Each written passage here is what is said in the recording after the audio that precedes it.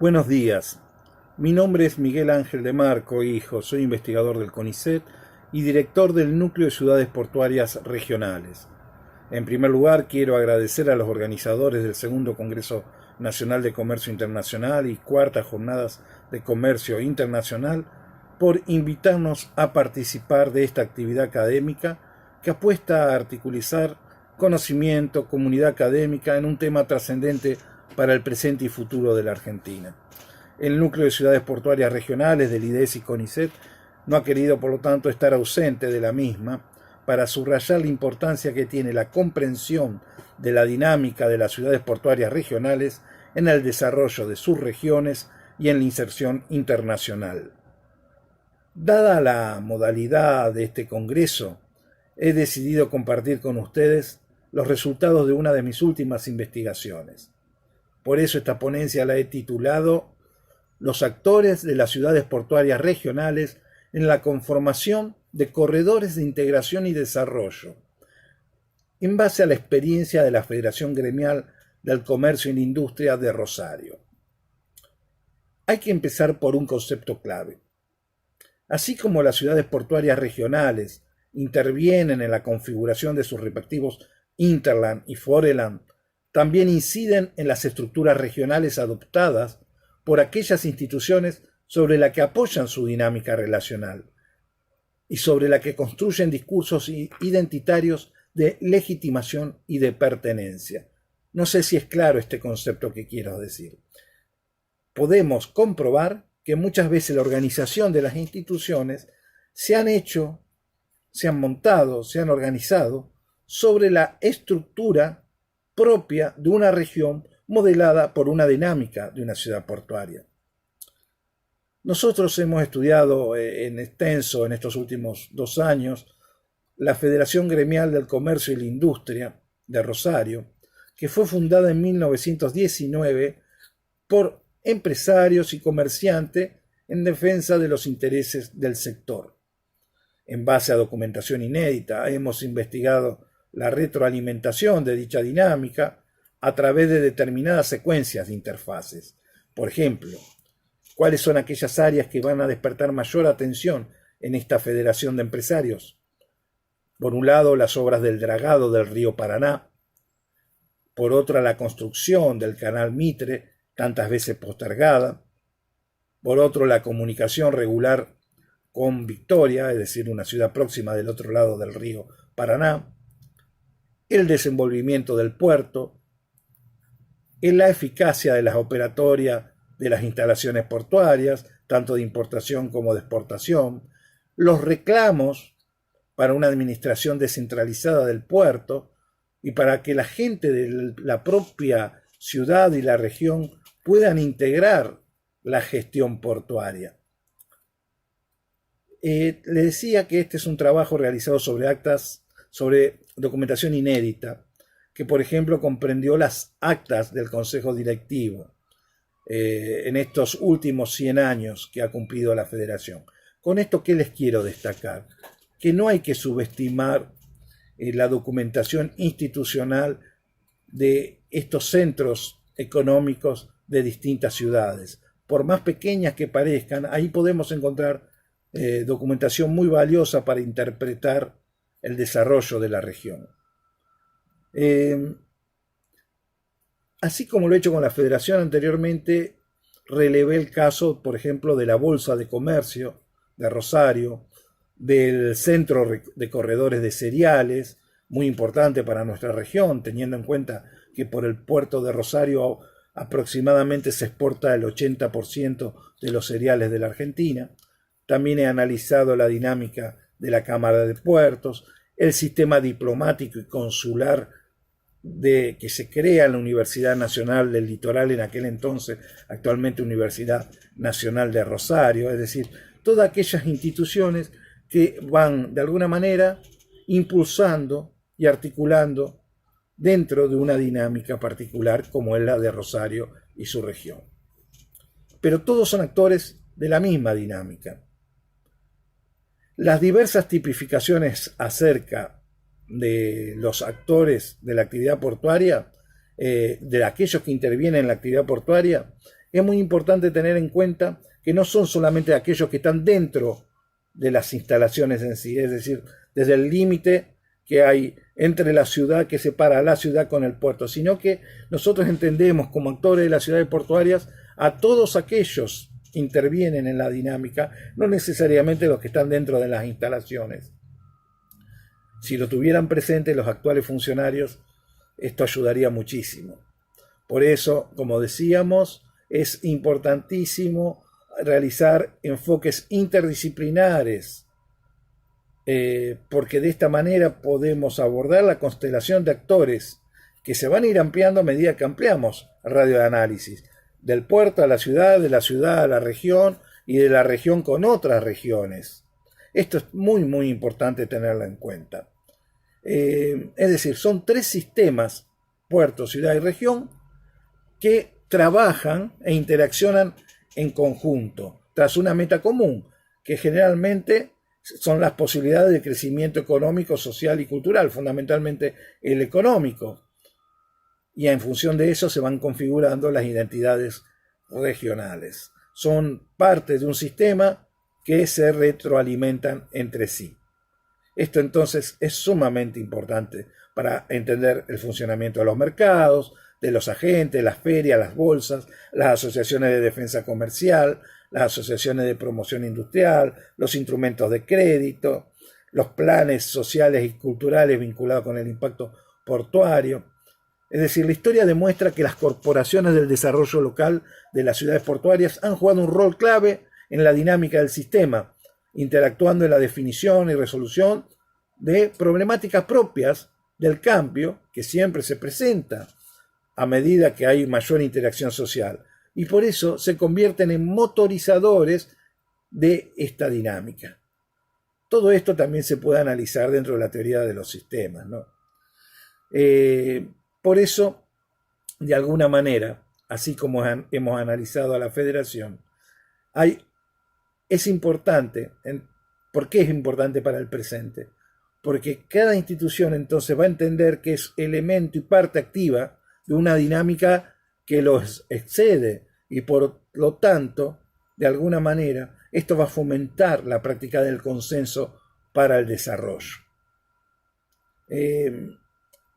Es también necesario señalar que nosotros estamos investigando, incluso con el amigo, licenciado y director del OSI, Gustavo Alves, y con Fernanda Gasso, estamos en un proyecto internacional donde justamente estamos empeñados en poder detectar estos actores, porque son a su vez catalizadores de un conocimiento y su aplicación en un determinado ámbito, y después podemos ver cómo la síntesis de este proceso, que si se quiere es un proceso dialéctico, concluye en la concreción, concluye justamente concretando artefactos que pueden ser institucionales, culturales, no necesariamente artefactos técnicos, vinculados con instancias de desarrollo.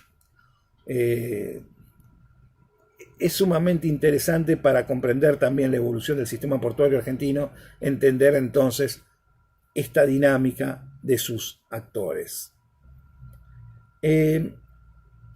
Otro tema que me parece que puede ser muy interesante a los fines de esta reunión, ya que estuvimos hablando de los actores que integran una dinámica, una ciudad portuaria, es la capacidad que tienen estos actores por impulsar procesos de integración regional y procesos de integración internacional. El caso más claro está dado en la actualidad por la activación de lo que se denominan corredores bioceánicos, que en el caso de los países del Cono Sur podrían llegar hasta modificar situaciones regionales. Hay una gran voluntad, y esto es observable, de las ciudades argentinas en convertirse en el paso obligado de estos corredores bioceánicos.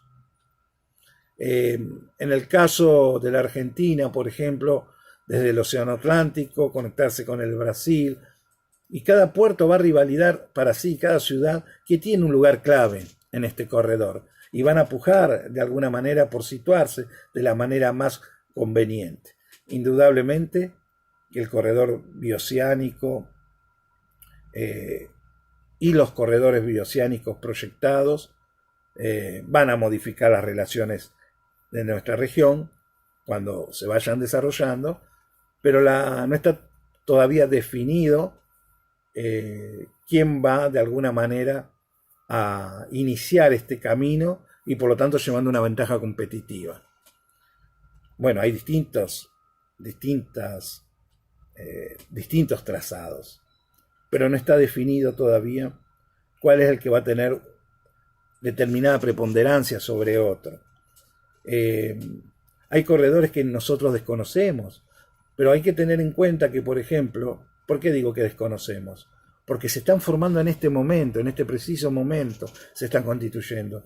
La cordillera de los Andes en este momento encierra una veintena de pasos por donde pueden pasar estos corredores bioceánicos. Y las ciudades están alertas, atentas a impulsar su propio desarrollo regional. Ahora bien, hay una pregunta que también yo se la transmito a ustedes y que es para analizar.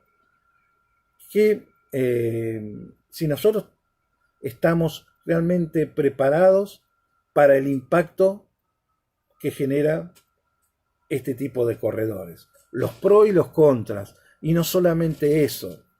Si nosotros pensamos en función de algún proyecto superador del clásico corredor tal cual como se lo conoce. Por eso esto me lleva a la reflexión también de tratar de fomentar el estudio entre lo que es un corredor bioceánico o lo que puede ser un corredor de integración y desarrollo, que son dos cosas distintas y que muchas veces se confunden. En la historia reciente del país y de la región, y esto es importante también señalar la visión del experimentado ingeniero Antonio Sidgwick, que advierte que grandes empresas constructoras de Brasil, en lo que es el centro del continente y norte de la hidrovía Paraná-Paraguay, han impulsado fundamentalmente una docena de corredores bioceánicos en procura de sus intereses particulares. Ahora bien, hay que tener en cuenta, porque atrás de estas empresas no solamente hay objetivos vinculados con una política de alguna manera de posicionamiento económica de un país ante una determinada situación, sino también que hay empresas. Algunas de estas empresas que han participado en estos proyectos de corredores bioceánicos en la zona que estamos hablando han sido objeto de un análisis judicial, el conocido lavallato brasileño. Entonces, al concepto de corredor bioceánico habría que contraponerle un proyecto superador, que es fundamentalmente estos corredores de integración y desarrollo, como una propuesta para el Mercosur, que va a redundar en favor del Mercosur, y que implicaría fundamentalmente estos corredores de integración y desarrollo, que han venido aplicándose en Europa desde hace mucho tiempo y con éxito. Fundamentalmente buscar mecanismos para una integración y desarrollo a largo plazo, basado en dos principios. Por un lado, la intermodalidad, y por otro lado, el consenso en la construcción de políticas con los actores como los que acabo de señalar en esta ponencia, es decir, como las federaciones gremiales empresariales de una determinada región. Mientras el corredor bioceánico estaría impulsado fundamentalmente no solo por una política nacional, sino por otros sectores empresariales, estos corredores de integración y desarrollo apuntan a que sean los propios habitantes y las propias instituciones aquellos que participen en su planificación en función de objetivos que, por ejemplo, estén más vinculados con un desarrollo más equitativo, un desarrollo humano, fundamentalmente. Actualmente estoy también trabajando mucho sobre la historia de la navegabilidad del río Paraná. Y me gustaría ya que estamos en una zona como Campana y Lomas de Zamora, justamente de tratar de destacar que hubo actores que no necesariamente estuvieron en grandes urbes como en Buenos Aires o Rosario, y que tuvieron una prédica a favor de la profundización de la vía navegable del río Paraná. Y esto me sorprendió gratamente, ver especialmente cómo actores de la ciudad de Campana en la década del 30 se van a sumar a los reclamos, por ejemplo, que partieron de la Bolsa de Comercio de la ciudad de Rosario, para que de una vez por todas se dragara el río Paraná a 32 pies, a 34, y para que se construyera el canal Mitre. Indudablemente que, en mi opinión, y la historia lo ha demostrado, que la profundización del dragado está en directa relación con las posibilidades de desarrollo que tiene una región.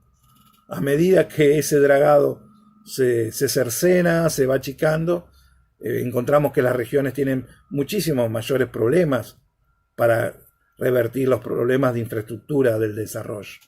Por lo tanto, no es un tema menor tampoco el dragado del río Paraná, que justamente el concepto interesante para aplicar es que no sea solamente un eje, una ruta bioceánica, sino también que sea un corredor